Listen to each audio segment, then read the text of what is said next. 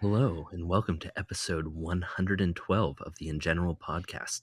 Today we are joined by a gangly bunch from the Jurassic Outpost team, who some might even call fake fans due to their cynicism and uncertainty about the Jurassic World films and what is happening next with the director of the Jurassic 2025 movie. Get ready, we're in for a wild one. I don't know what I said before, fuck it. All right.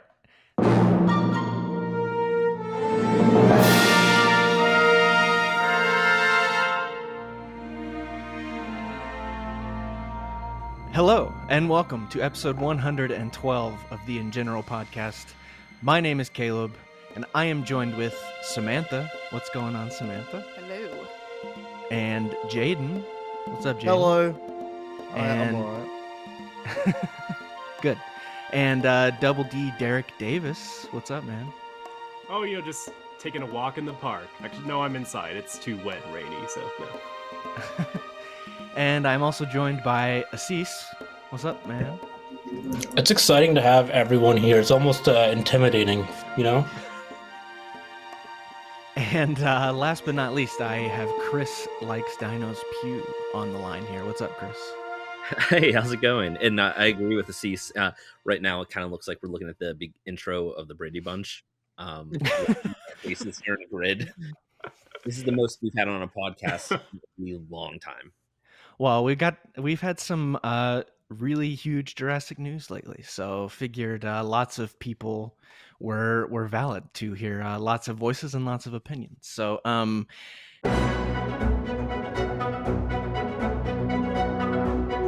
it's a story of Jurassic Park. Calls Jurassic People, not to be confused with the parody Jurassic People, which is amazing, by the way, if you've never seen it.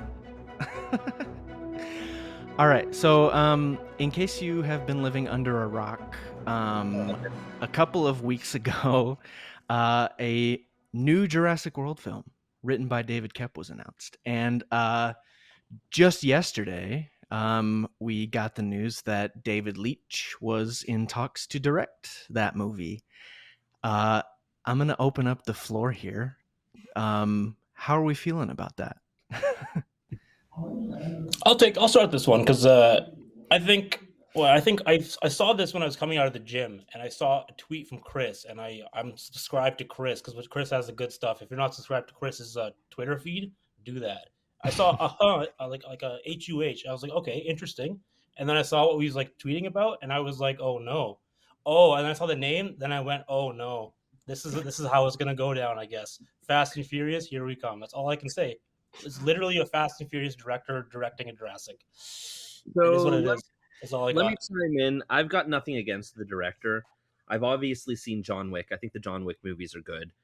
I mean, they can't be further divorced from Jurassic Park and even Jurassic World at that. And I've not really seen any of his other movies, but I know that they're probably pretty snappy, pretty decent movies for just kind of kinetic, energetic, well-shot action movies. They're not necessarily the types of movies I watch, but I know that they're fairly well liked. I mean, they're not like anything stunning, but he's probably a talented guy. But what I immediately see is I see somebody who directed one of the worst Fast and the Furious movies.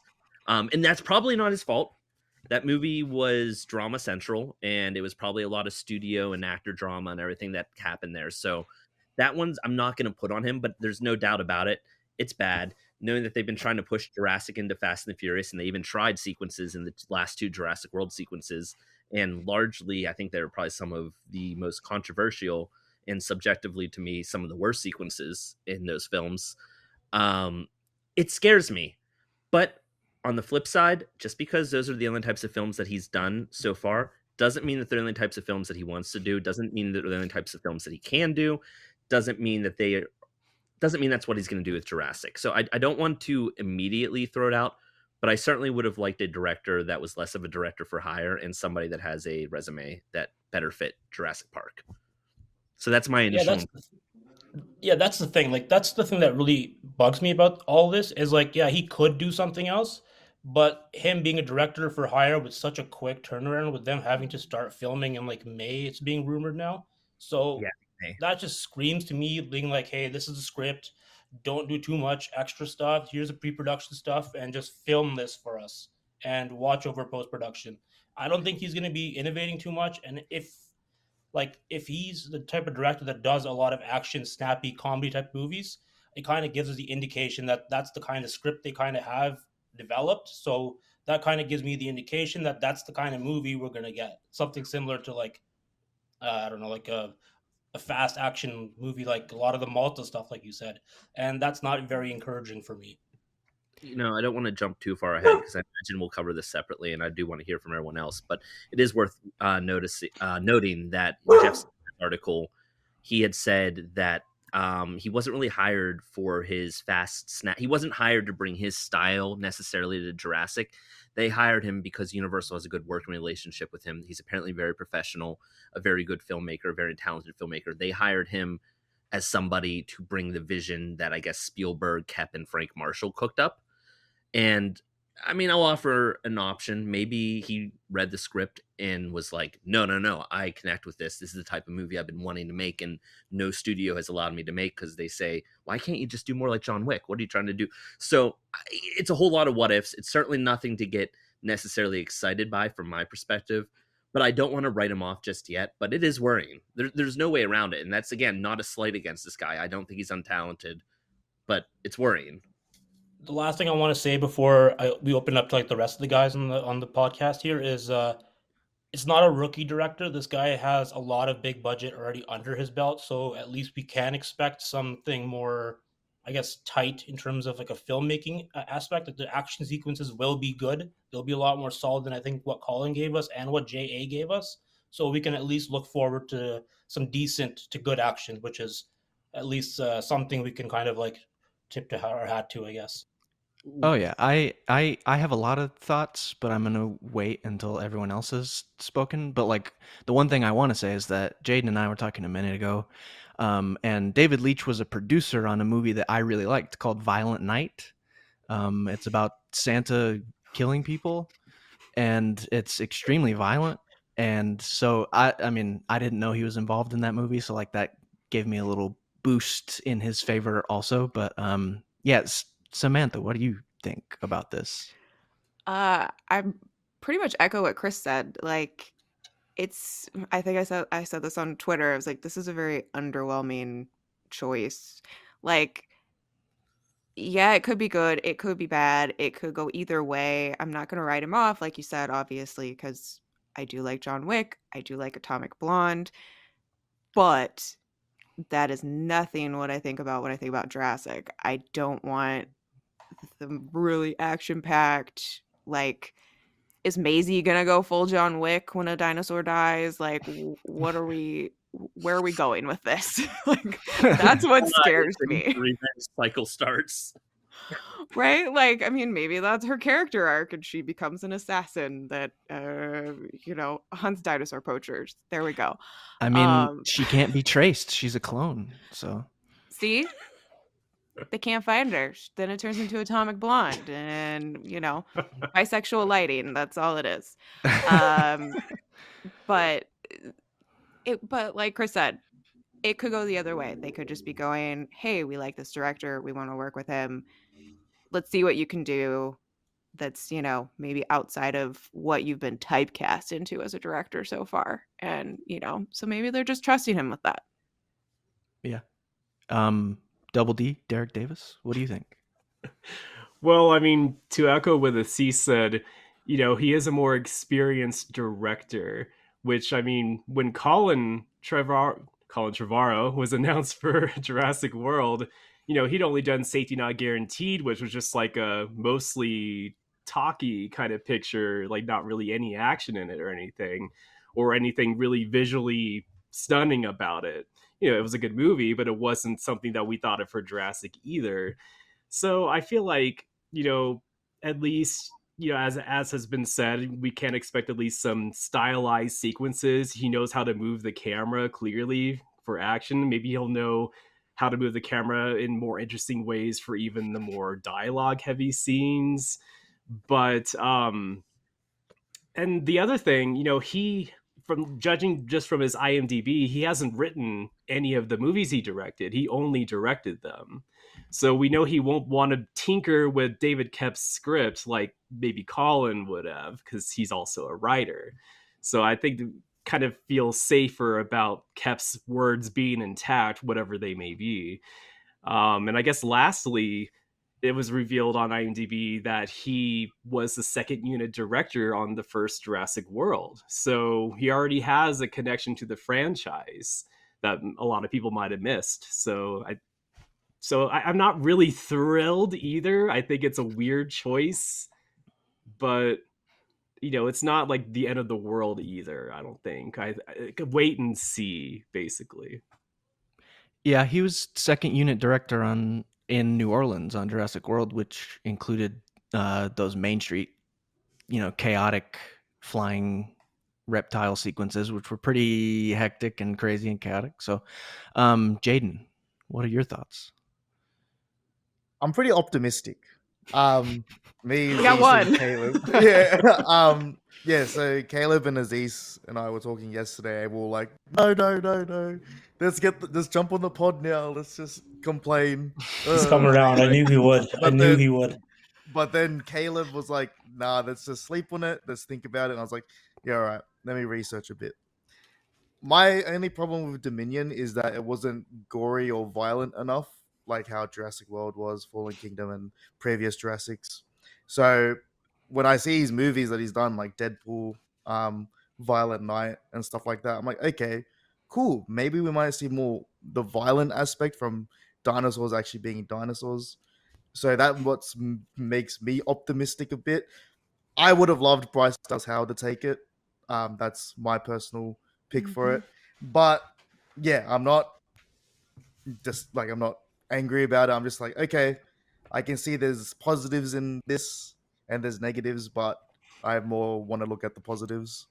And yeah, hopefully it works out. But I can see why everyone's kind of stressing out and stuff like that. But he has done some good things, so hopefully that can translate to the next. Yeah. thing. No, that makes sense. And you make a good point, which is that films he's worked on John Wick and Atomic Blonde and Deadpool 2 are quite violent. So like that's a good thing. My thoughts are that I'm kind of 50-50 on it. The contact he's made with Fast and Furious does not make me happy, personally. But I think directors can do new things. They can adapt. They can try new stuff and make really cool new things. His films have a lot of action, and he was not the name that I was expecting whatsoever. I actually am like, y'all are gonna think I'm nuts, but like fingers crossed for like someday a Matt Reeves Jurassic movie. I love that guy. I love his movies, and like maybe years from now that'll happen, but I don't know. We'll see. We'll see what happens. David Koepp gives me hope. So that's what I have to say. Here's the thing, though, with David Koepp, he also doesn't have the greatest track record himself. If you look at his filmography, nothing really stands out since I think like the mid 2000s as being like, oh, this is like a fantastic movie. This is like, wow, David Koepp. Ever since like I think he started directing, I think in 2012 with Premium Rush, bit of a downward trajectory. So I mean, the hope is he understands Jurassic because he wrote the first two, obviously. So there is at least that hope. He gets what's going on in the world. So maybe a return to form in that sense. It's like, what a weird mix. It's like David Koepp, like something OG Jurassic, and then David Leitch, which is like a modern, fast-paced commercial director. It seems like I just don't know I don't know what to make of this. Like, is David Leitch going to inject much into this movie? Or is it like the articles are saying, just his visual style? Like, literally just make this script look nice on the screen. I don't know. But like the Fast and Furious thing, I'll let you go, Chris, soon. But I want to touch on this later as well. The fact that they're rushing into this movie, it seems like, I think this is going to take like the future. Like, this is going to become the Fast and Furious for Universal. Because they're done with Fast and Furious after this, right? They need some of that like generic commercial to get everyone to the cinema movie, and I think Jurassic is going down that route, and that makes me real sad. So yeah, so before David Leitch was announced, I was feeling more optimistic because if we looked at all of the messaging around the new film as soon as the Koepp announcement came, it was very decisive on the messaging, and the messaging was basically like, yeah, we're not continuing in the direction that Dominion and Fallen Kingdom kind of took things. They're saying, hey, it's another soft reboot. Remember, before Dominion came out and around Dominion's post-release cycle, it was always talked about of like a continuation, like, oh, Kayla Watts, or it was always talked about in a way that we would see a direct continuation of that style. So it's very obvious that the studio knows that those movies largely did not resonate with audiences as well as they could. They pulled audiences in, but I'm going to speak honestly. I'm one of the only movie buffs in like my actual friend circle, but so what I'm saying is they're not film bros, I guess is what I'm trying to get at. They're more of a casual, like they'll go see movies, they love movies, but they're not film bros. They are not the film bro opinionated type. I don't know a single person within my friend group that liked Jurassic World Fallen Kingdom or Jurassic World Dominion. They dislike it for sometimes different reasons than me, but largely they are left, or they don't really have a reason why they didn't like it. They just didn't like it. It was dumb, is sometimes you get. It was just, I don't know. Why can't it be more like Jurassic Park? You constantly hear that from casuals and even younger fans. Why can't it be more like Jurassic Park? I mean, even this is gonna be a really funny one. My little cousin, she is 15. I was taking her to a show and her boyfriend was along, and turns out he loves, he grew up with Jurassic World, as you can imagine. And then he started going, man, Fallen Kingdom really shit the bed. All these things. And he's like, and honestly, he's like, so after I saw Jurassic World, I eventually went and saw the Jurassic Park movies. He's like, they're so much better. And he's also not a movie buff. Like he's like your typical like high school jock type like kid, whatever. And he's like, I just don't know why they can't be like more like that, more like Jurassic Park. And I was like listening, and I'm just like, it's really interesting because I think a lot of people that are within the community tend to think like, it's only like the old guard that kind of have that reverence for Jurassic Park, but it really isn't. I think that Jurassic Park really resonates with a lot of people of multiple different generations. I think there's a good reason for that. Now, I kind of lost my train of thought, but I was going to tie it with Koepp. Okay. So I think that we would all agree then at this point, it all depends on what David Koepp wrote. Yeah. Like this is David Koepp's writing will make or break it. And yeah, he's had some not so great movies. It's true, but he's written a lot of movies, and almost any of your favorite writers that have worked on so many films are going to have movies that didn't exactly work. It's normal. It doesn't necessarily mean they're untalented. It just means that they have a large portfolio. And I'm hoping that his history with Jurassic Park and Michael Crichton's writings will really give him a really good kind of keystone foundation to build off of. And I'm hoping that his time, he wasn't just a writer, he was very much involved with the productions deeply in Jurassic Park and the Lost World with all departments, with all parties. And I'm really hoping that franchise DNA will really work itself into what he worked with here, whatever it might be. In Koepp we trust, right? Yeah. It's well, funny. I know Sam actually read Cold Storage, right? I still haven't read it yet, but you read Cold Storage. How much similar is it? I was going to mention that because I loved Cold Storage, and Corey read it too because we got that book the year we went to San Diego Comic-Con. Okay, yeah. And it is more what the Jurassic we want to have, like the thriller, horror, sci-fi esque stuff, the general like what the fuck is going on, who's gonna live, who's gonna die stuff. I loved it, so I'm hoping it's something like that, and then like we're saying, the director will just be the one getting it to the finish line, which is coming very soon and very fast, which honestly at this point that's what worries me the most. Yeah, I was gonna bring up Cold Storage with Koepp because like his writing in like the last 5 or 6 years on stuff has been super good. Like it's been like suspenseful, sort of dark stuff mostly, which is interesting and cool. And then he's heading into what he's heading into. So Chris, you're about to say something, I think. No, I was closing Discord because I just messenger while I thought it was mine for a second. Yeah, I thought that was mine as well.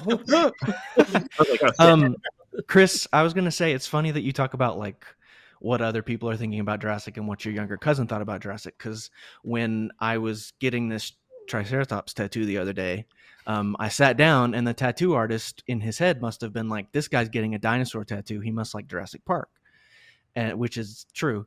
And he was like, hey man, like my kid, like I'm not a huge fan of Jurassic, but like my kid is, my 9-year-old son is. And I was like, that's awesome. Like he's like, yeah, he knows all these dinosaur names and I can't pronounce any of them and all this stuff.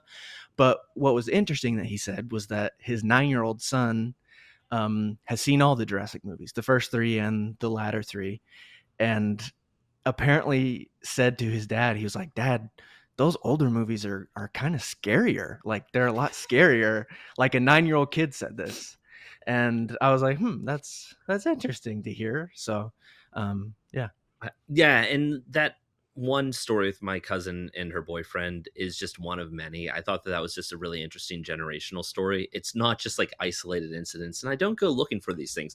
People come to me with these conversations because I have acquired the reputation in my city as the dinosaur guy. Like literally, like I've met people for the first time. They're like, yo, you're the dinosaur guy. And I'll be like, oh God, why does my reputation precede me? Like, I don't know. in Chris your likes name. dinos. you know, like they're like, oh, I've literally met people. And I'm like, I've listened to your podcasts. I met a guy at the bar, and he's like, wait, now I know why I think I know you. He's like, you're Chris like dinosaur. I swear to God. I like that they know you by your Twitter handle too. Chris likes Yeah. that. He's like, I follow you. I'm not going to tell you my Twitter. It's weird. And I'm like, okay. Anyways, I wanted to get to your tattoo story real quick because it was really funny. I just recently got a few new tattoos. I don't have any Jurassic tattoos, but the tattoo artist started talking to me about Jurassic Park, and it was a very similar conversation about how much he loves Jurassic Park and how, you know, he enjoyed Jurassic World, but he was hoping that it would kind of get back to its roots, and then like the sequels lost him, but he's always on board for more if they get their shit together. He didn't see Dominion, but he's like, I would watch another one if it looked like they got their shit together. And I'm like, yeah, you probably don't need to see Dominion. If like you checked out from Fallen Kingdom and you're not like a super fan that feels like you need to see every movie, then don't see Dominion, or at least don't force yourself to see it. See it when you're ready. And that's sort of my out. But anyways, yeah, I thought that was kind of funny that you're talking about a tattoo artist story because that just happened to me recently. Do we think with all this, I don't even know if it's all this, it might just seem like it's a lot of Jurassic Park resurgence, but do you guys think with all this Jurassic Park resurgence, I guess, and maybe, I guess, positive feedback that Universal's getting, like especially with the announcement of that game, that's like big deal, and having them set it in Jurassic Park era and not Jurassic World era, I think is pretty telling. Chris was mentioning how he thinks like Jurassic Era might be the name. I hope not. God, that would be a disaster if they rebrand again. I think Jurassic World will still be the name, but I think that they're going to go back towards what the roots of Jurassic Park, what made Jurassic Park Jurassic Park. I'm not saying it's going to be dark or horror-y, but it'll be more grounded.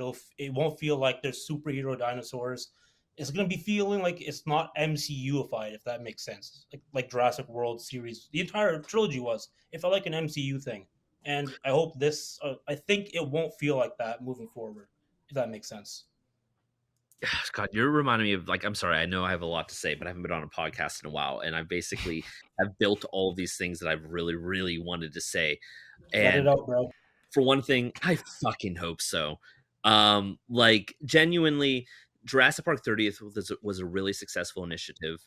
They basically ended up seeing a huge, I know this isn't the best traction because we want to kind of talk about the art form and not like the money form, but they saw a huge lot of retail support and a lot of retail demand. Everyone doing Jurassic 30th products basically had to go and double and triple their original plans for continuing, like, kind of producing the lines. Walmart kept ordering more Jurassic 30th stuff from the captives items. There was a ton of success, and that isn't just, you know, your super fans and film bros doing that. So for one thing, Jurassic Park definitely resonates. We're seeing that across the board. I know that the Jurassic Park survival game, which by the way is not coming out in 2024, we saw that it did phenomenal for views in terms of its traction during the Game Awards. That it garnered a lot of attention. So yeah, I don't think that's gone unnoticed. I don't think that the opinions of fans have gone unnoticed, and not just fans, moviegoers, because I think that's what we really need to look at are your casual moviegoers. Not that fans don't matter, but their opinions are sometimes a little too loud and a little too specific, and I think that counts for myself and anyone else here. Like, we all have our own specific wants and needs, and I think you just need to cast a wider net than that. But like, the fact is taking out the specificity of it all, it ultimately all comes back to those new movies didn't really work for me, and why can't it be a little bit more like, why can't it be a little more serious? Why can't it just take itself a little more seriously? Why can't it be like a little less convoluted? Why can't it be a little bit more grounded? Whatever that means to the individual might be subjective, but overall you tend to hear those concepts. So yeah, I think I do think that there's a reason why they went to Koepp. There is a reason why they went to David Koepp and not somebody else. There is a reason why Colin Trevorrow's contract was not continued with Universal in 2022, which, by the way, I'm not trying to shit on Colin Trevorrow. I really wish him the best. I will be there day one for his next movie. I really will. Yeah, we're fans of Colin here. I just don't want him working on a Jurassic film again. Like that, I'm going to be candid. No, like, it's not against him. I think that he is genuinely a fan. I think he genuinely has big ideas, but I don't think he was the person to execute them. And I think the studio realized that. And I hope that Colin Trevorrow maybe can recalibrate for his own career down the line and have some really cool. He has got a lot of big ideas. He's got a very active imagination, and that can translate some good things. But I think they realized that is not the direction to take it. And what I hope that means is the movie should go a little bit more back. I mean, look at what works. People flooded to theaters to see Jurassic World. And why is that? Well, dinosaurs, yeah. But I think it's also Jurassic Park's cross-generational appeal. Jurassic Park is a film that virtually any generation knows. And you don't get that with many films. Like, you'll have like, hey, you'll have a lot of like younger audiences say, oh, I know the Ghostbusters. Never seen them. Yeah, I know those movies. Like, I know the Ghostbusters movies. Never seen them. Jurassic Park's the movie where everyone's like, yeah, the movie's fucking good. Like, that's the truth of it. For everyone listening and hearing a dog barking, you are not mistaken. Chris has become a human-dog hybrid that was cut from Jurassic World 4. You're wondering where I've been. I signed an NDA. Oops. Jayden, what do you think? You want more Jurassic Park? Yeah. Like, I think the only concerning thing is, like, with this whole new movie is just, the fact that he's touched Fast and Furious, and just the turnaround of it is just, that's the really concerning part. Is just that, everything's going to start in May. They're ready. July 2nd, 2025 is when it's supposed to come out. I like it when things take their time. You know what I mean? I think that's where you get a good piece. Especially touching on Jurassic Park Survival.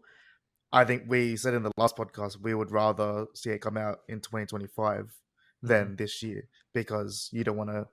Nothing good happens when things are rushed, and I think that's just the basic focal point of what everyone is kind of trying to say, but like in different ways. But I think that's what everyone's collective concern is regarding all this news. I think that's probably the best way to summarize that.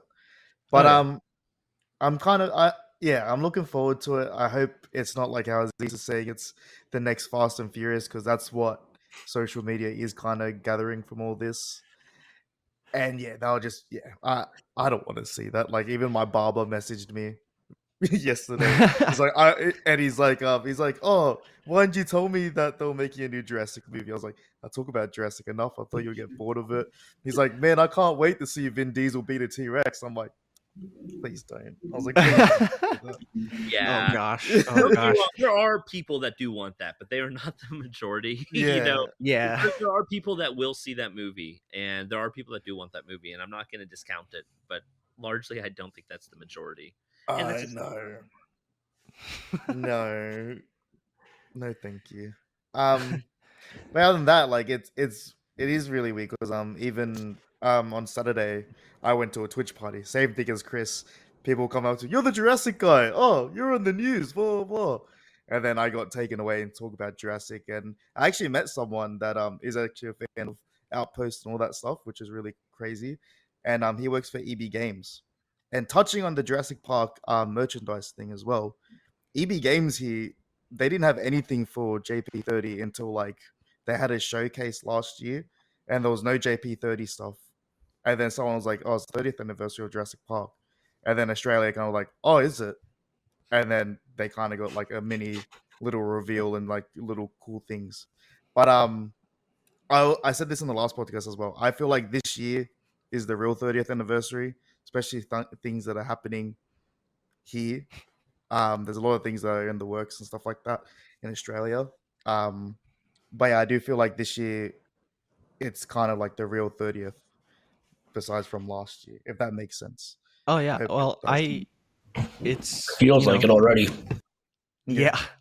I mean, Jurassic Park's 30th anniversary was last June, and we didn't get a new movie announcement until February of the next year. So, yeah. So let's touch on that real quick. I do want to say Jurassic World 4, Jurassic Park 7, Jurassic. Also, I don't think they should change the name. I want to be clear. I don't want to rebrand either. Just because I'm starting yeah, no reboot. just because I'm starting to get worries and thoughts that they might change the name, I don't think they should, and I don't want them to. I think that virtually they're in a really good spot with Jurassic World and Jurassic Park. They could use those titles interchangeably if they ever want to do something in like the past. It could be a Jurassic Park film, and then I feel like Jurassic World just encapsulate. It's a perfect name to encapsulate everything. Still, kind of wish they didn't change the name, but I will admit it does encapsulate where we are now. Yeah. It really does. The end state. Yeah. There's no reason to change the name again beyond the fact that you want to message to audiences this is a fresh start. But I think that you can get there without changing the name like that. But we'll see what happens.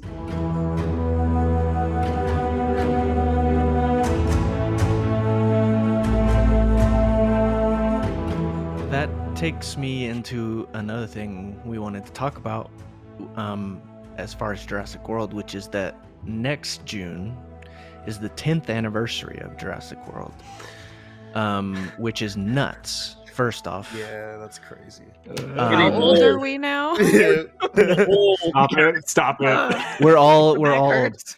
How do you guys think that's going to be celebrated, and how do you think that's going to tie into this new movie? Well, I didn't even think about that. It totally went over my head that they're coming out in the same year there. I don't think it's going to be celebrated that much, right? Ooh, I think it It's will. too soon. Well, I mean, I don't think it know. will. It feels too soon. Like I remember where I was when I watched it. Like I don't think it's It hasn't been long not enough been because you enough remember for where you were. nostalgia to set in yet. You know what I mean? Like I don't Yeah. think for the wide audience they're gonna be like, oh yeah, Jurassic World, it's that movie, remember guys? Maybe in like 5-10 more years, maybe. But I don't think people are gonna celebrate it yet. It's too soon. Do you think I mean, because I personally think Mattel will. that they could use it to tie into the marketing a lot. But that's just me. What were you Listen, about to say? I think Mattel will. And this is not insider knowledge. I genuinely don't know this. So if this is the case in Mattel when you're listening to this, don't worry, you did not tell me.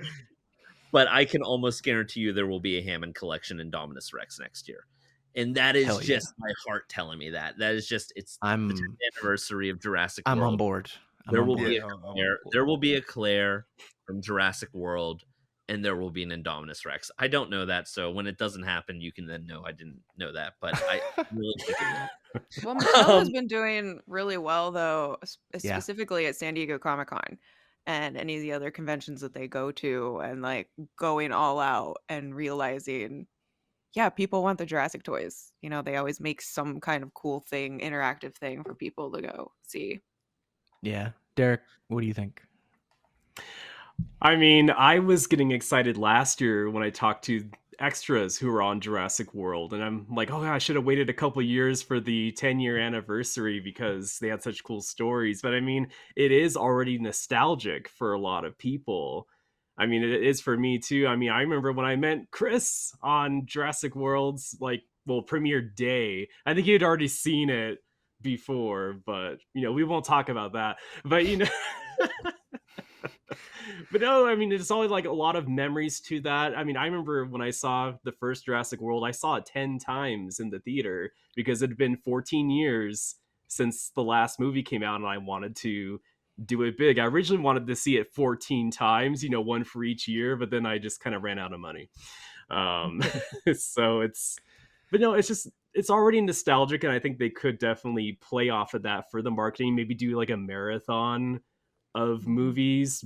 I would love to see all 6 in the theater because they keep re-releasing Jurassic Park. But what about all those other movies that we could, you know, watch again? That would be really fun.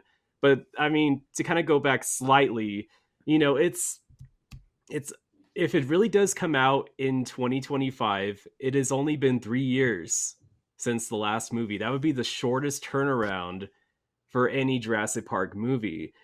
And it's just a little crazy if you think about that, because every other movie, like Lost World, it was 4 years between Jurassic Park, and then same with Jurassic Park 3, but then 14 years, and then it was 4 years again, and then I think 4 years again, if I'm not mistaken.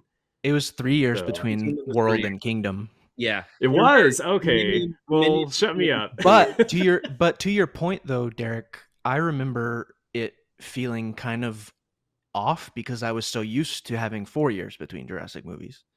And it was like, oh, it's like we're getting it a year early. Well, So before Yeah. all the strikes, Jurassic World 4, whatever you want to call it, was slated for 2025. After the strikes, it was slated for 2026. yeah. This has blindsided brand partners. They found out when we did. Because Universal sucks at communication. They found out when we did, largely. So they are rushing it then. And Caleb just dropped on mic. I'm just gonna leave it at that. Yes and no. So yes, to a degree, they are rushing it. From what I understand, is the script came in way earlier than they expected, in a state where they went like, obviously scripts continuously are worked on even through shooting. That's normal. But basically, they got the script and they're like, holy shit, this is the movie. Like Koepp's a legend. He's a master. He just did it quick. So it's Koepp's movie then. I would say he's been working on it for over a year. I would probably wager. I would say at least since the beginning of 2023 would be when Koepp came in, if not before then. And we probably gather that Koepp. Why did he come in? Well, on top of the opinions of the Jurassic World movies, Spielberg probably had a good time working on Indiana Jones 5 with him.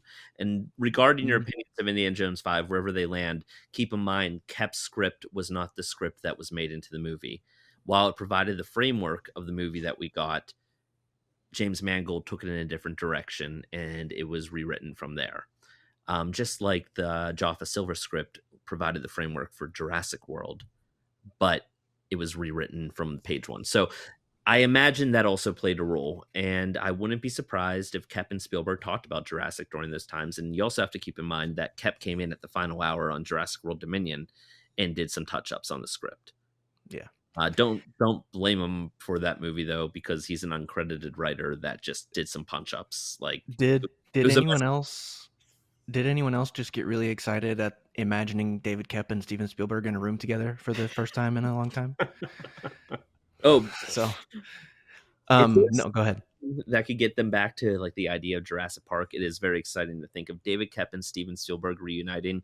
To me, that feels like a chance for maybe retargeting towards what made Jurassic Park and getting away from militarized velociraptors and whatnot.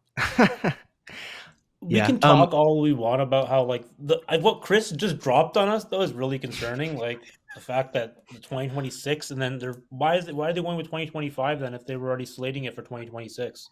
I think it just came down to they needed more time for the script. And when scripts are being developed, a lot of times some preliminary concept art, storyboards, and whatnot are being developed. For sure. So just because we are hearing about this now does not mean that they have not been doing some early previs, does not mean they have not been doing some early storyboards, early concept art and whatnot. So Yeah. while this is a surprise to us and certain partners, that doesn't mean that work has not laid the foundation for this movie to happen in that amount of time. Does not mean that even like Industrial Light and Magic has not been prepping and working alongside them. It just means that they realized we're ready to go, and should we do this? And I guess they made the determination that yes, they should. Like David Leitch, he posted on Instagram, I think 3 days before the David Koepp news dropped. He obviously didn't say it was Jurassic, but now we know. Yeah.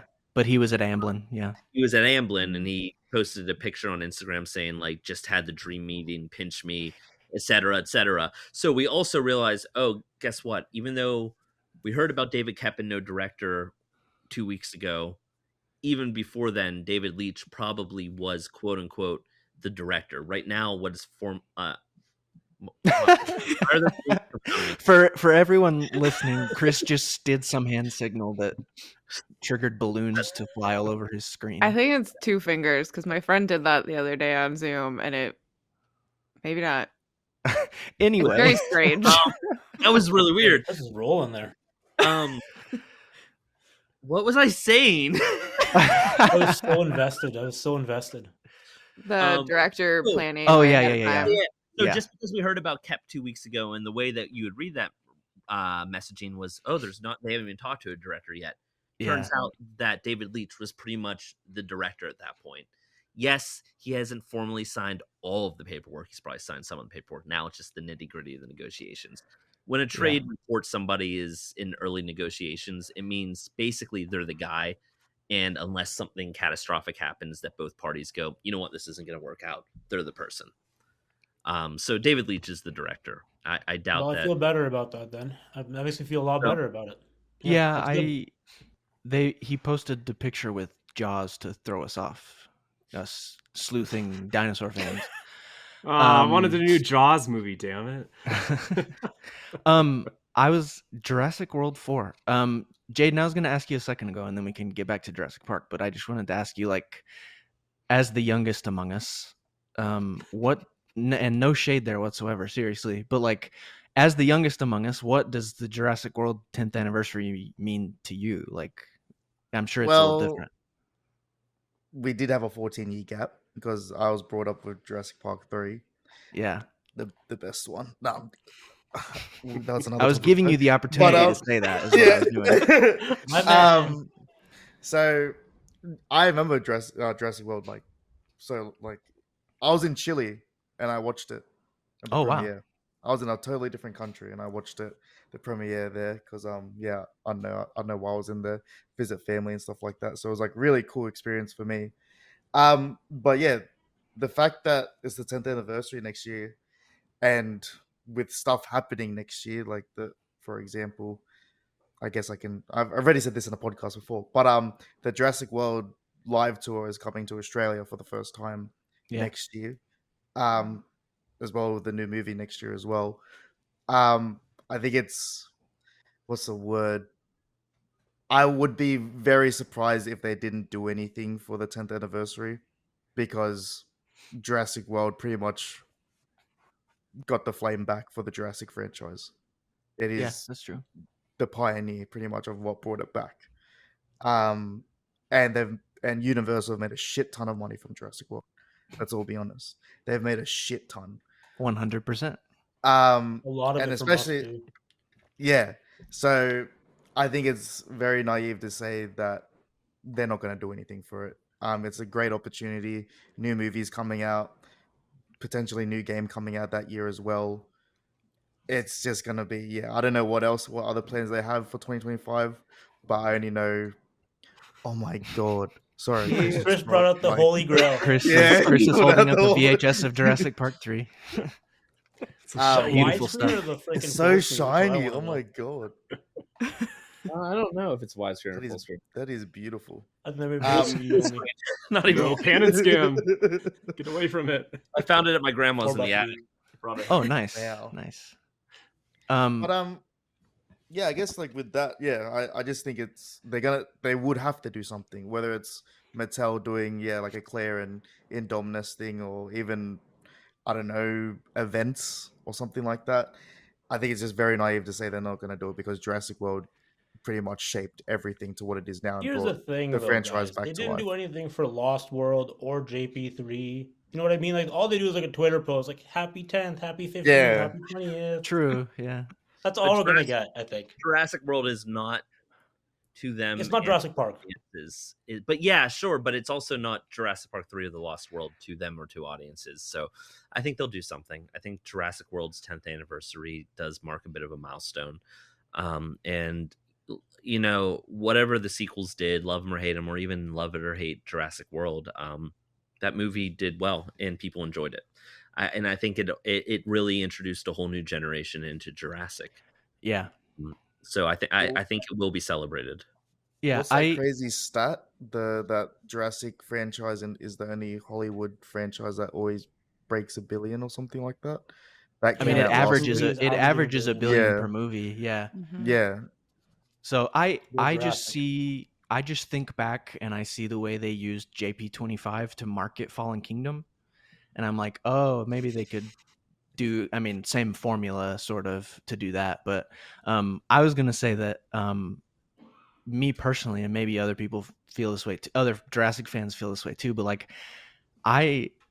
we all lived through a 15-year gap, and like a new Jurassic movie came out less than 2 years ago, and we're already getting an announcement of a new movie and a new video game and like live tour and New event, like series. all this stuff going on, and like Theory.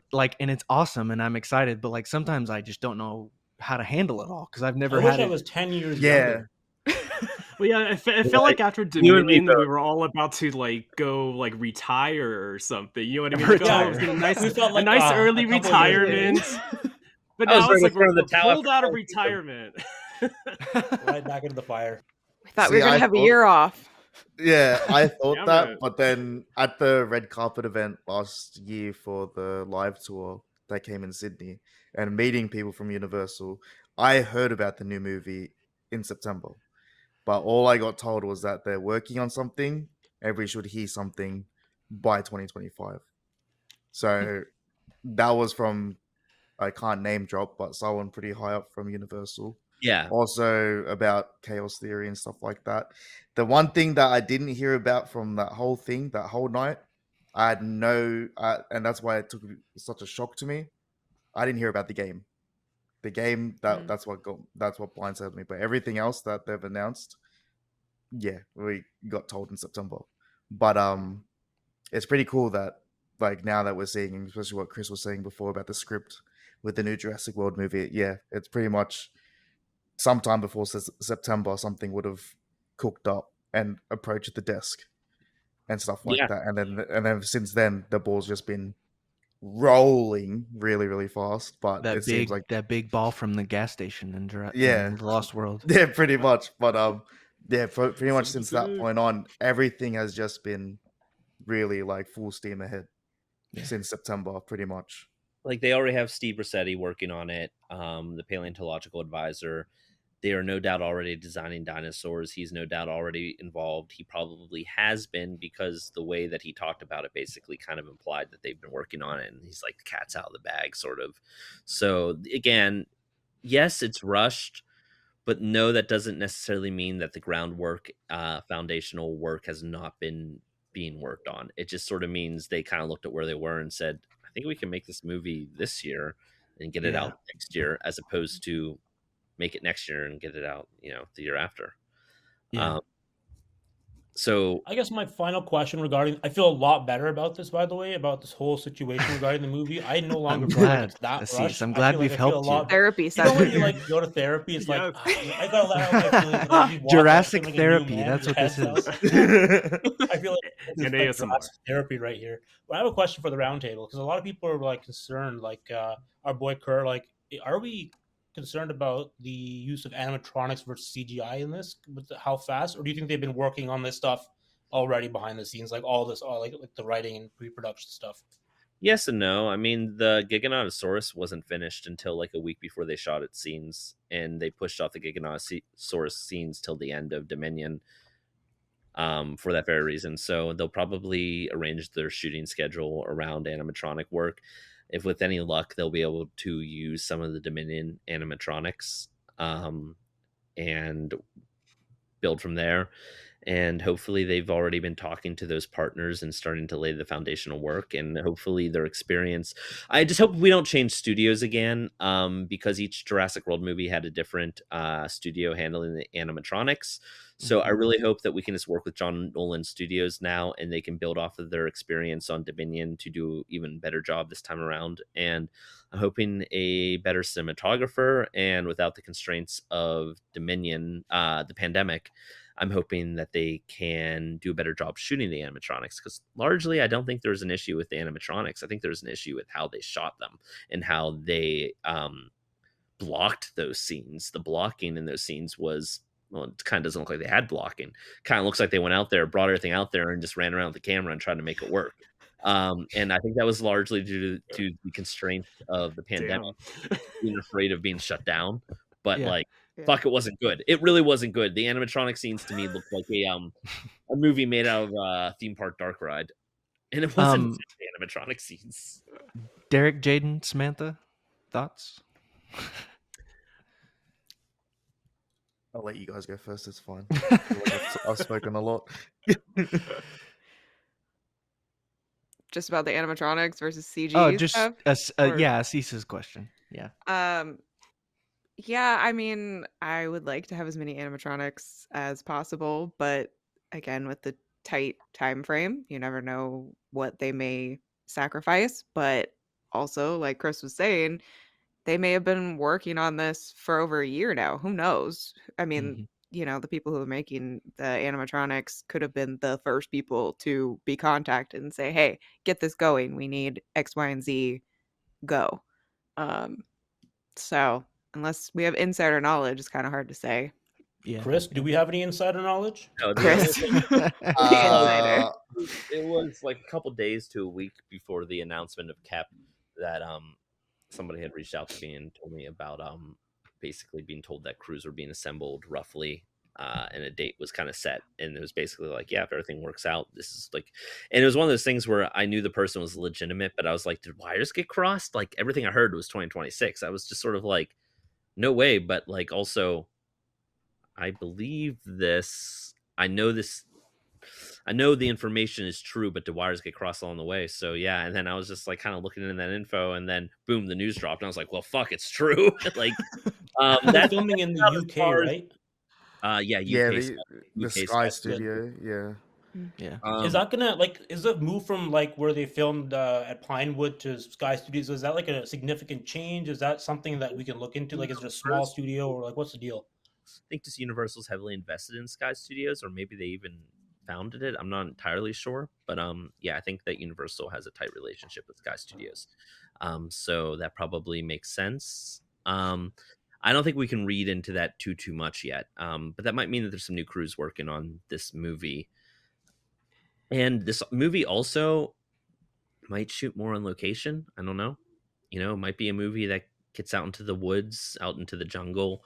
You know what that means, fellow cool. photographers? Time to go get your hiking boots on and get into the woods. Remember the good old days when people were like sending out like all these cool footage, like high footage of like where was it? Main Street, I think. It was being built in like that amusement park. We're like, what is this stuff, dude? The good old days. New Orleans. Good old days. Dude, it's coming back. Like we're gonna get casting announcements in like a couple of weeks, probably, right? They have to tell us something. They probably already got a cast. I mean, yeah, we're in the cycle again. I mean, we could I start. love it. I'm excited. I love it too.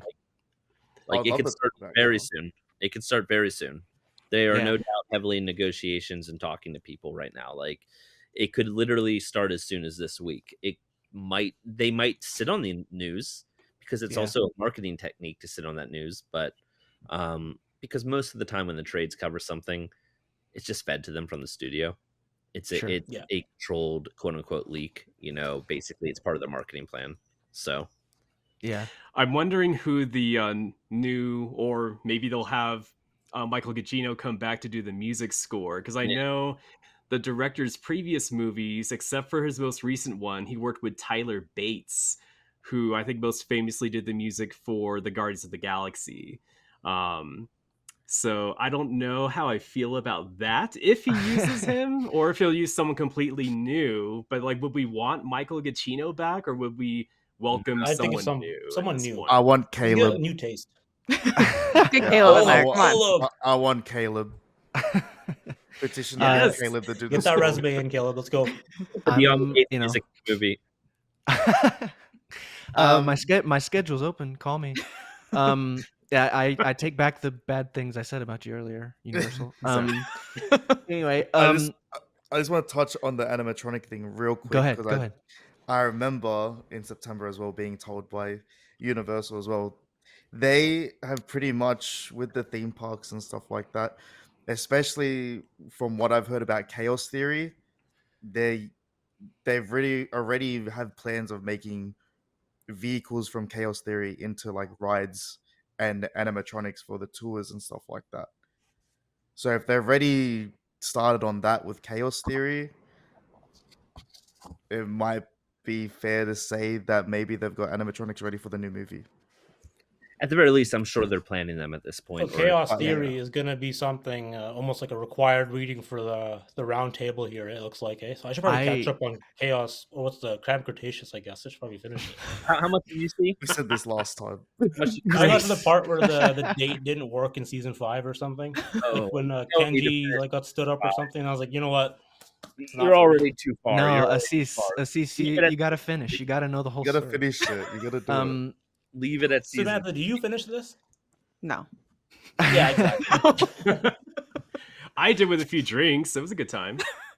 I was thinking about that because, like, we're gonna get at least one season of Chaos Theory before the new movie, so it's gonna be. Asees said it's required reading, which is exactly what it is. Because it's, I'm almost wondering if like Darius and stuff were gonna be like in this or something. You know what I mean? Like, I mean, Koepp Wars do is that, shown though. cartoon to live action, it works. People can make that transition and make that jump. So yeah. I'm almost like wondering with what Jayden's told me now. Like, I'm almost thinking in my head it's like Camp Cretaceous follow up or whatever. I am all for the approach of tying your animated series into your movies and doing it if you do it well. So I hope that would be awesome. I was gonna ask a question for the roundtable, which is that on the timing thing on this new Jurassic World movie, I like, and the timing of, it comes off to me a little bit that they've waited a little bit to announce this film and that it's, that everything's going. And my thought was like, because a few years ago, everyone was talking about how everyone had Star Wars fatigue, like there were too many Star Wars movies coming out, too many series, blah, blah, blah, blah, blah. And while I loved Jurassic World Dominion, the critical reception was not good. And so, like, part of my brain was like, maybe Universal was like, people have Jurassic World fatigue. Maybe we should wait, or like, maybe we should be careful around this, or like, wait with the timing. What do you guys think? Do you think that affected it at all? Do you think like people's reception of everything affected it? No, Yeah. I think it's also weird how with like the marketing of Dominion was like did it affect inclusion, right? Yeah, what I'm asking is, do you think it affected the timing of like the announcement and stuff like that? Yes, because they obviously knew from day zero, that they were going to do another movie, and typically we got the movie announcements pretty early on.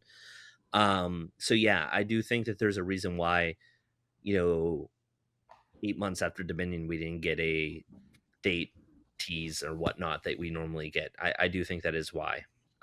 Yeah, and I think that's why we're getting quote unquote a soft reboot and launching a new Jurassic era, and they're messaging it as not a direct continuation from Dominion and whatnot. Yeah, I do think that affected it. Sure. Well, because they also feel advertised like- the end of go ahead. Dominion as like the end of the story during the marketing for Dominion, so they kind of had Witness to the take end it- of the take some Jurassic time. era. Yeah.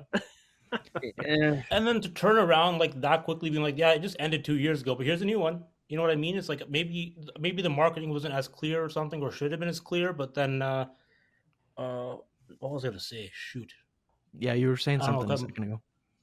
It was what was I gonna say? Something regarding what Chris was saying. It was No, I don't know. I'll come back to me at some point. Okay. I think with the whole like conclusion thing, like I think a lot of people read into it too much because, like, for example with Marvel, like Infinity War Endgame, that's a conclusion to Oh that yeah, it's a story. You know what? marketing Like, thing, 100%. yeah, you know what I mean. Like, so I don't get why people are like, oh, it was supposed to be a conclusion, it's supposed to be done, but then they eat up everything that Marvel put out when they're setting up a new phase, because we can call this a new phase technically. This is the next phase of Jurassic. Yeah. Huh? Yeah, Because that's what it is. But yeah, Phase, like the whole Which thing. after started 30 to work years, very we're in well for phase Marvel. 3. Yeah, we're in phase 3 now.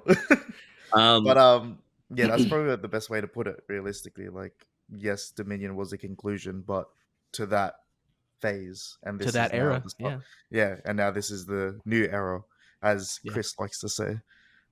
Oh, I remember what I was going to say now. I was looking at the Fast and Furious, not Fast and Furious. I was looking at Universal's 2025 slate. There's nothing big there except for the How to Train Your Dragon movie in June. So, and the fact with all the trouble that's going on behind the scenes with Fast and Furious and how they're like starting to even cut that down to like one last movie instead of the 2 last ones, I just can't help but think this is like we need a big movie to fill this spot that Fast and Furious was supposed to fill, but with all the crap that they're dealing with, we just can't get it out. Let's just put Jurassic there as our next thing. So it's going to be our next big movie anyways, right? So I just can't help but feel it's trying to take that spot. I don't know though, because they have high aspirations for the How to Train Your Dragon movie. We'll see if it actually delivers on that, but they do have high aspirations there. There's some really cool work being done into bringing that movie to life, and there's some really cool methodology. And Jurassic World is one of those concepts. You know, they look at what Jurassic World did and what Jurassic Park did, and so that is absolutely that they're hoping to create something along those lines. So yes and no. Yes, but I think that contributed to a degree, but I don't think that was the primary contribution for this. I think the primary contribution was just the script coming in and just being like, we have the script. Why are we sitting on this? Let's do it. But I mean, yes, and maybe a thought to have is that if the script sucked, they probably wouldn't be doing that. I mean, it's got to at least be pretty good. Well, I don't know about let's make that. this.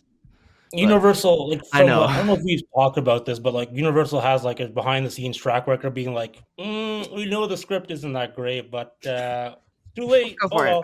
Yeah, they that's can't kind of do what that happens, again. you know? I think they know they can't do that again.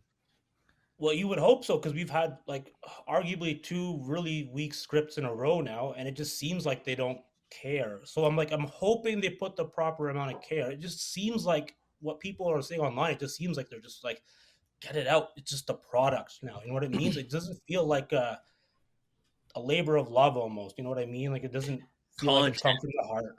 It Go feels ahead, like it's Derrick. content. Yeah. It's like a spot to fill on the slate for 2025 to make money. It's what it feels like. Sure. What were you going to say something, Derrick? Sorry. Yeah, I mean, do you think because of that reaction that they'll officially say maybe a little bit more about it soon, or at least about the decision of him as director or something? Or I don't know. I imagine something's going to come out through the trades, right? With all the stuff that's going to be coming our way, with all the announcements, casting, and whatnot. Like even when we got casting for the Jurassic World movie, I remember being like, "Oh yeah, Chris Pratt's going to be like this," and then the Irfan Khan's going to be like the owner, and then Bryce Dallas Howard's going to be like the foil to Chris Pratt. Remember all that stuff? So they kind of gave us like little bits and bobs of the story throughout with like the trade. So I imagine things are going to come out quick. And remember how quickly that log line for Dominion came out before the release? Like we knew like 2 years, what like Yeah, but that was It leaked. That was a It leak. leaked. Yeah. Well, I'm saying like it's probably a matter of time before this one leaks too. Like things are going to be moving quick, and we're going to know real fast I pretty think. much everything about this movie. Oh yeah, I think something that we might all agree on is that what we're really waiting to hear at this point is what direction are they going to go with the story. How do you guys feel about that? Nervous. Do you think the story can transcend everything else, or I mean, Well, go ahead. if I just take like within a Jurassic example, J.A. Bayona directed the hell out of a pretty shitty script, in my opinion. Like visually, I watched it last night with my dad, Fallen Kingdom, and I think it's still like Attaboy. of the three the new ones, of the three new ones, Fallen Kingdom has like the best visual style, I think. Bad script though. So if David Koepp delivers a good script, we know that David Leitch or however you say it, is a competent enough director. Like he's gonna deliver a competent movie regardless. He's not gonna like mess up his like camera angles or blocking. Like he's a veteran director who knows how to direct a movie. So give him a good script, he'll direct a good movie. I think that's like my hope. So if David Koepp could produce a good story, I have no concern then. Yeah, and to the Jurassic brand point, like Jurassic has a reputation, and like with filmmakers too. So like I feel like filmmakers look at Jurassic and they're like, oh, we gotta do something differently. Or I have to approach this differently, or I have to approach this as if it's as special as it is. I feel like Jurassic has that. But yeah. Even with like the talent, like I love that Bryce Dallas Howard interview, which is like, I'll come back if they want me, and like Bryan Cranston's like, I would love to do them. Like that's like the level of talent. That's like even what you will about the three movies, like in the public sphere, like the actors still like think of Jurassic as like, oh yeah, I'll still do Jurassic. Yeah, of course. Why wouldn't I do Jurassic? And like Mhm. it can still attract a big talent, which is like Yeah. David Leitch is a big name. Like it's a big get if you think about it. Like a John Wick director, he directed like 5 big movies, and they're all like well received too. Like maybe Bullet Train was like the one exception there, but like this guy knows what he's doing. He knows his way around a big budget, and like you know what I mean. Like I'm not concerned about David Leitch. I just hope David Koepp knows what he's doing. And if this is like a story from Steven Spielberg, I think we're set. Then we're going to be That's okay. a David Leitch is not going to let us down in that sense. yeah. I think that's a valid take. So go. Someone was Yeah, about to say something. Go ahead. I had something I wanted to say about David Leitch earlier. The fact that he has a background before he began directing comes from stunts. So he knows, for one thing, that's a very practical filmmaking background. So I think that could translate well to animatronics, among other things. But more importantly, I think as coming from somebody who is like the head of that type of department, they understand the importance of a director working with the heads of departments and trusting their expertise. So Yeah. I have to imagine that he is a collaborative filmmaker who knows that different departments bring invaluable expertise and that collaboration, and that can really add to the movie. And even if you have a vision, if you're a production designer, your art director, your lead on animatronics, or your VFX guys say, let's do it this way, or we should maybe try reconfiguring this, I don't think he's going to just go, I got a vision. I think he's going to go, well, like, hey, let me hear you out. I think that sort of background can really lead to a really good mending of minds. So what I'm looking at right now is I really want to see who they assemble for all of these incredibly talented, very complicated, art department, production design, stunts, Photography. Yeah. and that is the one thing I will say. His DP, talented guy. I kind of hope he goes with a different DP to serve as a counterbalance to his very, very kinetic style. I hope that we can get something that sort of balances him out, and kind of brings him into a different direction, because I don't want this movie to be shot like John Wick or Atomic Blonde or any of those other movies. Not to say that there's anything wrong with them. I just don't want a Jurassic movie like that. Yeah. So my eyes are on who they end up bringing in at this point. But I do think that his background could be invaluable because he's been on the other side of the fence, and he probably has dealt with directors who did not listen to him. And I'm really thinking that level of that insight can really be invaluable to collaborate. Collaboration is super important in filmmaking. Only 1 or 2 people get the credit, but the fact is it is a melding of minds and talent that oftentimes goes unspoken. Yeah, at the end of the day, the filmmaking business and lots of other businesses, but the filmmaking business is about people and how you work with people and how you can work together as a team and what you can make together as a team. So like that, I mean, when directors get announced, people maybe don't think about everybody who's going to be involved in all of the other nuances maybe to choosing somebody. So I mean, what you're saying about Leitch is valid, I think. Come on, just get Dean Tundy back in there. Oh, can you imagine? Dude, Let's just go OG. Give me Janice Kaminsky, please. Kaminsky would be great also, but Cundy has done some phenomenal work. He has obviously worked on the original Jurassic Park. We have David Koepp. And on top of that, Dean Cundy's work on Star Wars shows has been phenomenal on the episodes that he directed. And it's also, he's almost got like a bit of a Kaminsky flair now. He's working with silhouettes and lighting and shadow in a way that I don't think I saw from some of Cundy's early work. So I don't know. I'd like to see him back. Yeah. He would serve as a phenomenal counterbalance to that kinetic style, but I think True. he would know how to handle it when they wanted to bring it in as well. Yeah. Go ahead. Someone's about to say something. I was just gonna say, around the table, if you could cast one actor that you like or that you think is great or that you think fits well with Jurassic, whatever, if you could cast one actor in this new Jurassic movie, who would it be? This is tough. I was thinking about this I know it's last tough. night. And you know what? There's a small chance of this happening just because of David Leitch's past history, but I can see like a bigger name heading this. Not like I'm saying, like maybe I don't know. Chris said Ryan Gosling yesterday on Twitter. I was waiting to mention that. Yeah, now I in was my head, I waiting just to can't mention shake that. Ryan Gosling. I would just like that's So like the one good. big name You I ever seen want. Nice Yeah. Guys? Yes, the Nice Guys is fantastic. phenomenal. Plus, he's worked with David Leitch on his newest Yeah. movie, Fall Guys, which is Yeah. Universal is very high on that movie. Like they think it's going to be doing That's apparently why he gangbusters. got Jurassic. Yeah. That's why probably he got Jurassic. Exactly, it makes a ton of sense. So it's like he's Universal's guy now. So yeah, I forgot my train of thought. Fantastic. Oh, you're good. Actor, yeah, Ryan Gosling. Yeah. That's my one because Chris said it Yes. yesterday. I can't get out of my head. Chris, you have anyone else for us besides Ryan Gosling? You know, I'm not a big actor person, as in, like, I don't necessarily need to see an actor in a movie. Like, I'm not. You're a great actor. You were in that Beyond the Gates show, right? Oh, shucks. Or am I thinking of somebody else? Yeah, that was my stunt double. I don't know. You know what? I'm gonna offer a counterweight. I don't necessarily care about the actor, but I would like to see a Costa Rican lead or somebody that can play a Costa Rican character. I think that these movies have too much heritage in Costa Rica, and I think it's kind of almost insulting that we have not had a lead character that's supposed to be a Costa Rican character who's from there, who has dealt with it. I think that it would be phenomenal if we had Dr. Gutierrez come in their own way, in a way that's readapted as a lead. Wow. I think that is the most. I would honestly. Probably, I don't remember the other character's name in the Jurassic novels. There was also the woman, and I forget her name, but I would blend the two, Gutierrez and her, together. I believe she's like a wildlife biologist or something along those lines.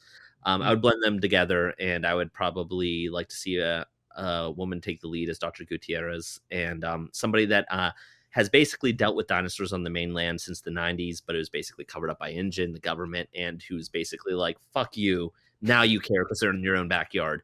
I think somebody that also they would have invaluable expertise because they've been dealing with it for such a long time that they would see things before everyone else, assuming that we're dealing with the dinosaurs on the mainland story, which, yeah, it's going to be because that's where Dominion left it off. And also that's what Jurassic Park 3 was going to be originally.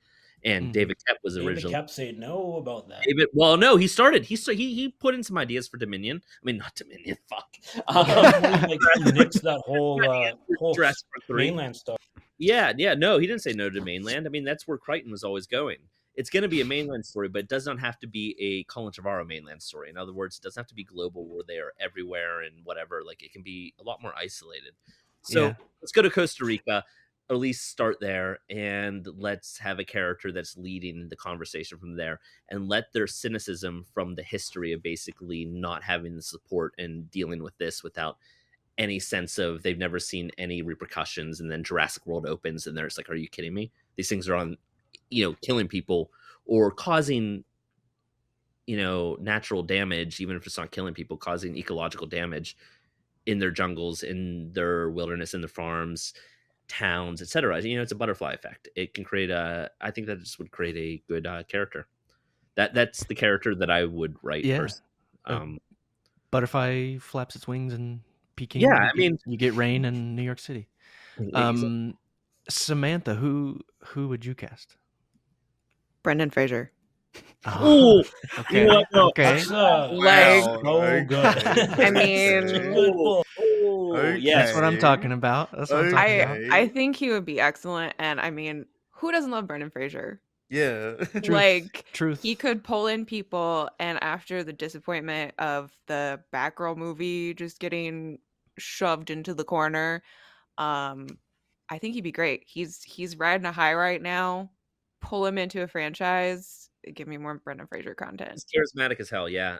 right? And yeah, and He I can would, even be a bad guy. I mean, I was looking forward I to was seeing gonna say him as an evil guy. could cast him as a really interesting Jurassic character, possibly. So Can Throw I- Rachel Wise in there and have them be like rivals. go Can ahead, I- Chris. can I throw an actor name in actually? Yes. I watched He's Mr. double dipping. Mr. and Mrs. Smith on Oh. on the show. Okay. Donald Glover. Donald Glover. Absolutely. Oh, I thought you were gonna go the other way. Oh, I'm well, I'm that on would board also with be that. Maya Erskine or something. Yeah. Yeah. Yes, I would also be all for that. But Donald Glover, I was watching him and I was like, he probably could play a very compelling Jurassic character, in my opinion. Mm-hmm. And Yeah. he feels like the type of actor that would have been pulled for Jurassic Park. Jaden, you're who do you have in mind? Well, Chrissy is hyping me up too much, and same with the Brent. That was I'd love to see that. Mine's a bit. I guess mine's a bit more. I guess a theory. Throwing into one of the topic points that we have. Just to brush over just real quick, but apparently for Chaos Theory, they're doing casting for Brooklyn's voice actor, and as we know, her voice actor is Jenna Ortega. Do you think maybe, I guess this is a question, they could lock her into doing something with the actual Jurassic movie? Because she is a big enough actor. I don't know. Yeah. She's a big She name is a right big now. she is a big name. Yeah. Yes, but we don't know the timeline. She's And way too busy right now, I think. and Yeah. two, I think they're gonna try to avoid direct connections to anything until a sequel to this movie. Sure. Yeah, okay. That But makes sense. yes, I wouldn't. She's a phenomenal actor. She's not going to be in season 1 of Chaos Theory, but you know, Sure. Yeah. Derrick, who is your casting? Taylor Swift. No, I'm just kidding. There's your Jurassic eras right there. Oh god. Yes, Yeah. Jurassic Eras. Yes, Eras Tour. No, I mean, I'm not gonna get my wish, but I would honestly just like a bunch of unknowns, to be honest, or maybe like mid kind of range, kind of like with the original Jurassic Park. Like no one really knew Sam Neill, kind of knew Laura Dern, but not quite the way we do now, kind of thing. So I mean, if I could pick one, I would maybe say like Mary Elizabeth Winstead. I just can't get over my love for 10 Cloverfield Lane, to Yes. be honest. So Absolutely. What a I would love to pick. have her. What this whole That's a round good table, one. unreal. That's a good one. That's a good one. But my struggle is to kind of back around with the story aspect. Like Chris was talking about the mainland story, but it's like, would they really put it back in the box, as Eli Mills would say? Because they already opened it why would you up, restrict it again. and it feels like that they keep wanting to go towards the whole world domination of the dinosaurs, and it's like we already have a new Planet of the Apes movie coming out this year, right, or next year. This year. So yeah. it's like, I feel like they shouldn't do that either, but it's like that's been my whole struggle this whole time with the new movie that's taking place post Dominion, is like, where exactly do you go with a story without it feeling like another franchise, and how do you still make it feel like it's still Jurassic and not something else? I mean, So dinosaurs take over the world, and then a few thousand years later, they're sentient and speaking English and ruling the earth. We Love were the always reference, going love the for reference. dino-human dogs. I knew Always it. I'm telling you, then there's going to be dino-human hybrids. I've been saying it since Jurassic World. I'm going to get it right one of these days. The next No. movie's going to be dino-human hybrids. You'll Oh, see. gosh. Daisy is a dino-human hybrid. You'll see. Chris is a human dog hybrid, right? Yeah. We're already halfway there. It's I'm not the actually an dino part. animorph. I know that you see a dog on my well, lap. they should do those movies. I'm Half ready. of our audience has no idea what that is. Oh, it makes me I don't sad. think Jayden Don't knows age, what that don't is. age us, Asees. Don't age Yeah. us. I'm sorry. We're not that. We're not old. We're not old. We're still young. Um, What were they called? Yerks? Yerks? Is that the things that crawled in the ears? That I was think it What'd you call was. me? Yeah. And then there were the Oh my. androids, the Andors? No, that's Well, Now and that's they turn a- into oh. dinosaurs in one of the like off-shot Yeah. novels, Yeah. if I remember correctly. they actually did that, so it's tied together. That's a word I've not heard in a long, long time. Oh, by the way, do you guys hear like I just want to know if this is like a sound pollution issue. Do you hear the screaming upstairs or no? No. Okay, my friend Who goes, are you Yeah, murdering? very ominous. You hear the screaming. my Jeez. friend's over and she's waiting for me to get off the podcast and playing Halo, and I just keep hearing like Oh, okay. I'm just like, put me in the podcast background. You're good. You're good. Caleb, what do you got for Murder is your, safe with you. pick? I was about to say I'm steering us back, but I want Javier Bardem in a Jurassic movie. All Yes. Ooh. right, take that. I think I'm he's a an great idiot. actor. I think he would fit into a Jurassic story fairly well. I think Yaroslav just recommended that to me the other day. I think it was. Oh, yeah? I was speaking to somebody about him, and it must have been Yaroslav, because we are working hard at work on some really fun stuff for Chaos Theory with captives. Oh, nice, Ooh. sweet. So we Can I change my actor? Go ahead. Yeah, go. Back to Chris's point of the Costa Rican like kind of vibe that you want to actor. He's been on I'm just Google. gonna throw it out there. Pedro Pascal. Oh, He's in everything though, isn't he? You feel I'm like not he's against it. everywhere right now. I'm not against it. He is. Bring I'm it not in. against. bring it in. What I don't want is a movie that has everyone that we suggested in it, because what was said earlier about mostly no-name to mid-names, that's what I kind of want for the majority of the movie, with just a few names to kind of, but like Yeah. I don't want any Tom Cruises, Will Smiths, or anything Yeah. like that. It's nothing against them. I just don't want a name that basically steals the thunder away from the story. Overshadows the Jurassic Agree. name. Mhm. Yeah, I I want agree. somebody that can get lost in the story. And I'm no offense to their acting; they're phenomenal actors and actresses. It's just I don't want. It's a fine line to tread. I don't. know Aubrey Plaza to complete the Parks and Rec connection. I mean, That'd be a good pick though. I wouldn't mind that. It would be a good. Yeah, it'd be a great pick. Let's be She, real. Plaza's been in some interesting stuff lately. Actually, Yeah, Like, she's she can- very that's true. versatile now. She's can Mhm. do some dramatic acting. It's pretty cool. yeah, Mhm. she's. I mean, I think, have we all seen the White Lotus? Yeah. Yeah. Oh, you've not seen No, No? Asees. Asees goes to White Lotus. Oh no, it's I've not a been movie. busy. Watch White Lotus. It's a great show. I'll get around to it. I'm watching a lot of hockey. Very Canadian. I see. You don't hear As that? we, what did you say? You said you don't hear that. I just hear screaming. No, and we're it's- good. We're all good here. It's just- I'm glad No, I don't we hear it. You know cannot. what I mean? I don't want to be like. We just ignored it this whole time. What's your address again, Chris? I think if we need to call somebody over there just to make sure no one's in danger, just in case. As we maybe head towards the close of this podcast, what final Jurassic thoughts does everybody have? How you feeling about 2024 for Jurassic? How you feeling about this new movie, this director, this guy named David Koepp, video game, animated series? How you feeling? Final Jurassic thoughts. Can I throw one little curveball, because people will be like, "Why the fuck didn't you talk about it?" Oh yeah, sure. Brief. It's not a Jurassic podcast. without Let's Chris talk going about off the thing that Jeff Snyder dropped in about Legendary and the Jurassic Sure. World spinoff. Absolutely, yeah. If you Hot want to gossip. do that, Caleb, and then we'll keep it quick. Okay, no, go ahead. No, you go ahead. You go ahead. Let's talk about this, but you talk about it. Yeah. So I'll talk about it. So basically So, what happened was I will. Yeah, go ahead. Okay, Aziz, go. you had okay. I can just sum it up real quick. So basically, in the article, Jeff Snyder is summing up that back when Legendary and Universal's were partnered up for Jurassic World in the early days of the partnership, what Legendary did was, unbeknownst to Universal and kind of behind their back, they set out one of their own writers to kind of do a spin-off Jurassic script, and they kind of showed that to Universal. And what that did was kind of piss Universal off. Universal did not like the idea of, I guess, Legendary kind of doing this at all for some reason. And after that, it kind of really soured the relationship, and they had a small role in Fallen Kingdom, but obviously, as you know, they didn't play any part in Dominion, and they kind of went their separate ways. I mean, I can apply context to why Universal was upset about that. I mean, Legendary was not a story contributor to Jurassic World. They were a financial contributor. Universal and Amblin are the ones that handled Jurassic. So imagine if you brought somebody in to finance one of your own projects, and then when you're having a big heads on deck about like the second movie and whatnot, they're like, yeah, so we hired a writer and look at this script. And it's like, what?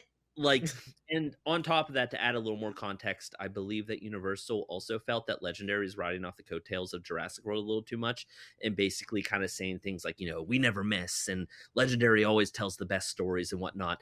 And it kind of felt like Legendary was positioning themselves to be like, yeah, we're the ones that really brought this one home. So it kind of like they were basically taking a lot of credit for things that they necessarily didn't fully contribute to. Not to say that Legendary was not a good studio that was putting out some fun projects or anything like that, but I think that made it seem a little bit weird. And then when they massively overstepped, it'd be like, you know, if somebody were writing a book and they had a financial partner and then they came in one day and like, here, I wrote a spin-off book for you. It's like, what? No, I would immediately cut ties if they didn't tell me. If they said, hey, I want to do this, I would hear them out and I wouldn't be mad about it. But that's a massive overstep, especially when we're talking about Amblin and Universal and a property like Jurassic, because that just also creates a lot of, you can just imagine the legal drama that comes with that. Like, were they really hired to write a Jurassic movie? Or did Legendary pretend to be somebody that can hire somebody and legally couldn't? They screwed up there. I would love to know later. I would love to know the story. I'm glad that that story has finally seen the light of day, because it is one that I've been chasing for many years and could never dig up. So when that finally hit like the airwaves, I was thrilled. But I was bummed that the writer never came out, because I don't know who the writer was and I don't know what the story is. But yeah, I Probably find that David Goyer.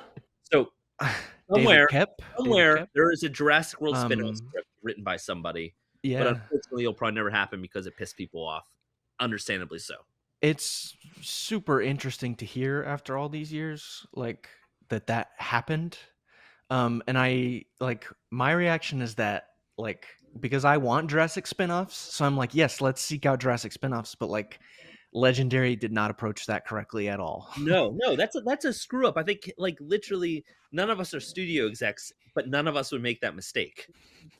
That's a massive mistake. That is like, that's a really big screw up. Like come on. And I mean, if you do that, you don't say, here's the script. You go, hey, we were thinking about approaching this guy. And then somebody out your ass 2 weeks later, be like, wow, he was really fast.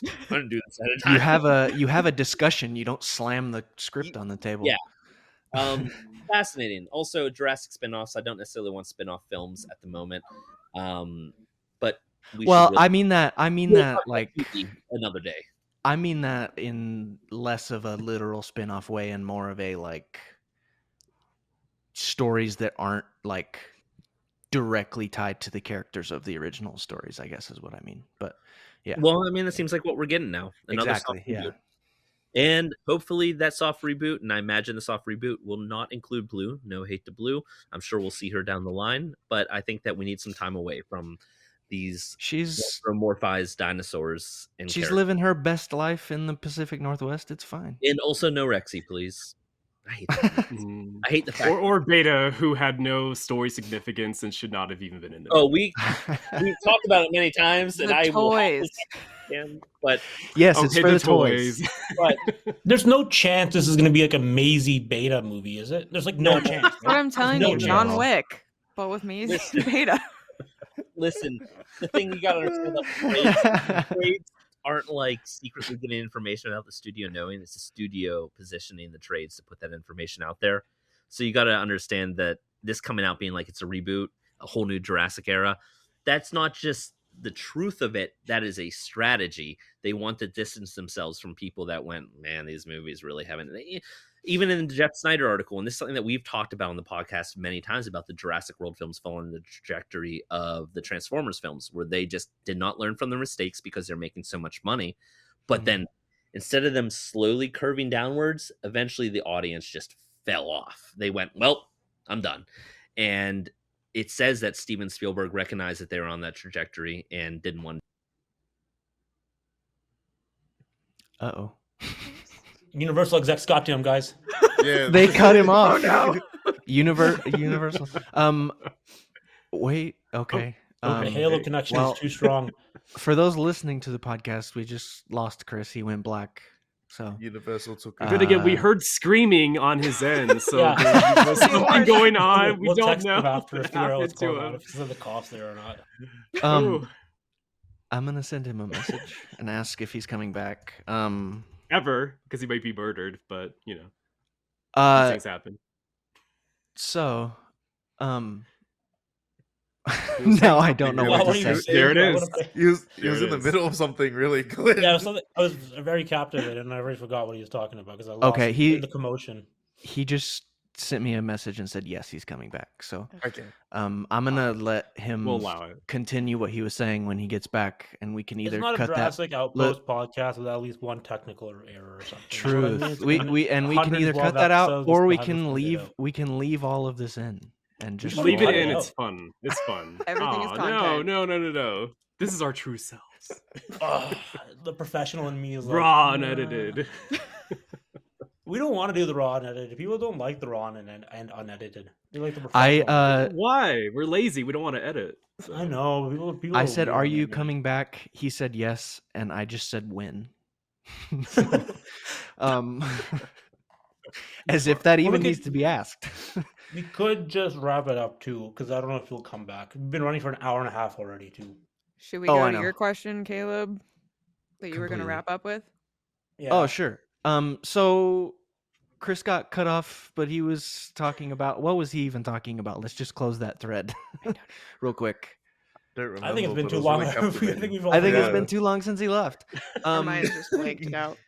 He was talking about branding and universal. Oh, here he is. There he is. He has returned. Chris, are Sorry, you there? Caleb. There's gonna be some editing in this one. I know.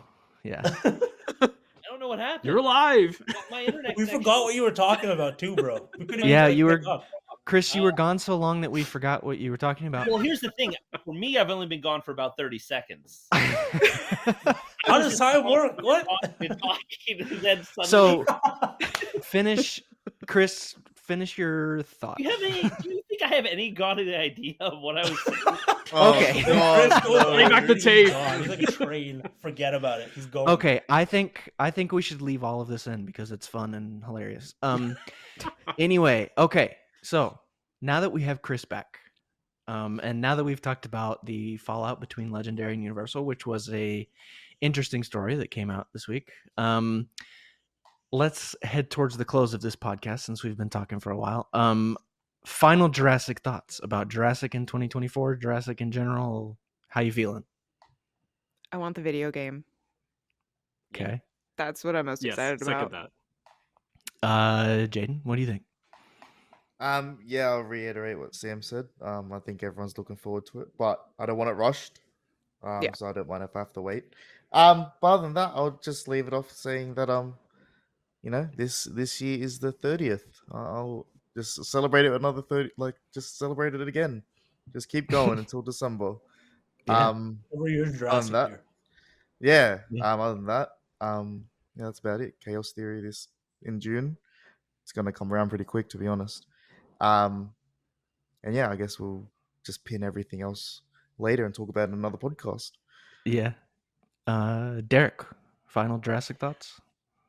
I will triple the excitement on the game. 'Cause I'm looking forward. I'm looking forward to that one the most. Kind of looking forward to Chaos Theory because it does look like it could be an interesting continuation. But the new movie, though, I'm just gonna have to wait and see. I'm kind of in that wait and see kind of mindset. Like until I learn more, I'm just kind of teetering on it. It's mostly David Koepp that still has me as enthusiastic as I am about the new movie.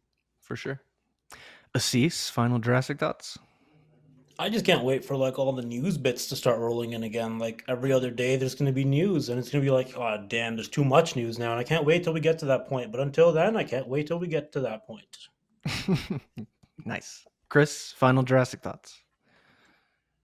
Please don't suck. Is basically where I'm at with the movie. Please don't suck. And also, I think that I would say, yes, the game, absolutely. That is what I'm really looking forward to. I just hope they fix the dinosaur designs because they are all Jurassic World dinosaur designs. And if you're supposed to do a Jurassic Park game, just don't use them. Just make the Jurassic Park dinosaur designs. Some of the colors are wrong. The Gallimimus are not only the Jurassic World designs, they're the Jurassic World colors. And also, the raptors have yellow eyes. They should be green. It's important. Chris likes dinos. Jurassic Outpost is available to review your game, Universal. I mean, Chris it's likes what- dinos. It's what I do. I get paid to do that for Toy Monster, and make sure that their designs are why they're in. So, yeah, Jurassic Outpost. We don't even Call need us. paid them. We just care. We're in the Yeah. worst place in the world and we're not even being paid. Just give me a free copy of the game. That's payment for me. Yeah, Sam wants like copy. Yes. Exactly. I agree with Sam. We will stream it on Twitch. We can have a playthrough. It'd be Yes, fun. There you go. absolutely. Sam's on Yeah. this. He's gonna be heading Yes. this now. There we go. Yes. I'm so excited for the game. I'm so excited that we have a Jurassic movie coming out next year. It's an exciting time to be a Jurassic fan, eh? Exciting anticipation. So, thank you for listening to episode 112 of the InGeneral podcast, and thank you to Asees, Chris, Derrick, Jayden, Sam for joining me. And check out JurassicOutpost.com and the Jurassic Outpost YouTube channel for all the latest news. And we'll see you in the next one. Till next time. Bye-bye. Bye. Bye. Bye. Bye. Bye. Bye.